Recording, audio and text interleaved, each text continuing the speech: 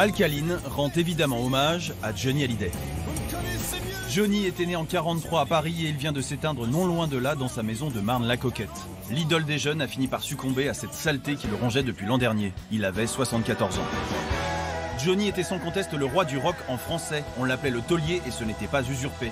Sur près de 6 décennies, Johnny a communié avec un public qui ne l'a jamais abandonné. Johnny Hallyday, ça rime avec fidélité. Ado gominé, période yéyé, beau et bronzé façon hippie, option cuir clouté, monolithe national ou héros buriné, Johnny a grandi et vieilli sous les projecteurs.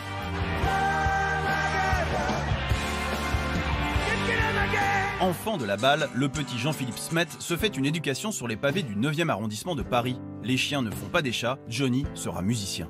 Gamin timide, c'est guitare à la main que le public français le découvre à la télé. Je voudrais bien poser des questions à mon filleul, mais je vous préviens tout de suite, Aimé, il répond par oui ou par non. Hein? C'est monsieur oui, non? C'est monsieur oui, non. Ma mère me dit régulièrement, tu ne fais rien, tu perds ton temps, tu ferais mieux de travailler au lieu de t'en aller. Le succès n'est pas instantané, mais il ne va pas tarder, et c'est avec des adaptations de rock américain signées Eddie Cochran ou Chuck Berry que Johnny va devenir Johnny. Souvenir, souvenir de nos beaux jours de l'été, lorsque nous partions cueillir mille fleurs, mille baisers. À la même époque, il y a Dick, Jacques et Eddie, mais l'idole des jeunes, c'est désormais Johnny. Sur sa route, il croise à cette époque les grands du rock anglo-saxon, Hendrix, Dylan ou les Stones. Hey Joe, si on parlait, hein? Mais de quoi? Désormais, Johnny ne se contentera plus de chanter des versions françaises adaptées de rock anglais. Hallyday a aussi compris qu'il fallait être bien entouré.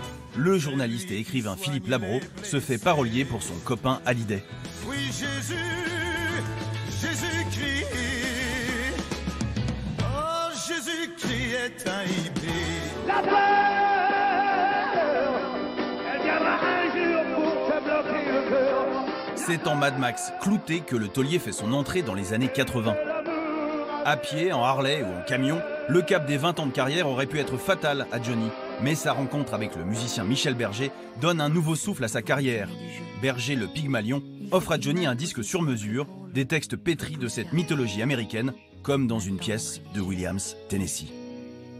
On a tous quelque chose en nous de Tennessee, cette volonté de prolonger la nuit, ce désir fou de... Et nous, on a tous quelque chose de Johnny. Le chanteur à la quarantaine bien tassé et personne ne peut plus le détrôner. Tous derrière et lui devant. L'album Gang, signé Jean-Jacques Goldman, assoit un peu plus Johnny au firmament.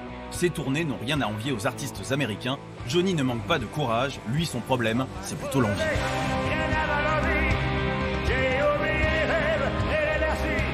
Toutes ces choses, il y avait un prix, et qu'il faut l'envie de vivre, et le désir, et le plaisir aussi. Faut me donner l'envie d'avoir envie, et travailler de ma vie. Peut-être le texte qui a touché au plus juste Johnny.